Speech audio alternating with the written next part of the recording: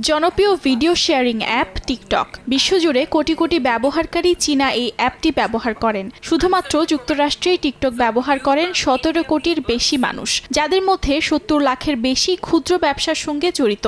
স্থানীয় সময় শনিবার দেশটিতে বন্ধ করা হয় টিকটক। জাতীয় নিরাপত্তার জন্য হুমকি দেখিয়ে অ্যাপটি নিষিদ্ধ করা হয় যুক্তরাষ্ট্রে। নিষেধাজ্ঞা কার্যকরের পরই দেশজুড়ে অফলাইনে চলে যায় অ্যাপটি। মুছে ফেলা হয় গুগল এবং অ্যাপল স্টোর থেকেও।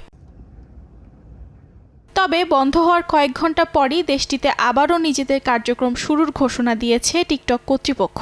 নবনির্বাচিত মার্কিন প্রেসিডেন্ট ডোনাল্ড ট্রাম্পের দেয়া প্রতিশ্রুতির পর এই সিদ্ধান্ত নেওয়া হয়েছে বলে জানায় টিকটক কর্তৃপক্ষ।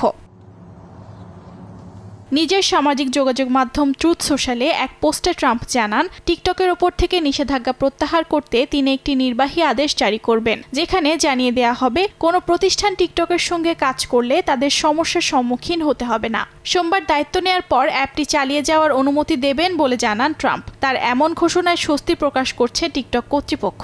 একই সঙ্গে ট্রাম্পকে ধন্যবাদ জানিয়েছে প্রতিষ্ঠানটি।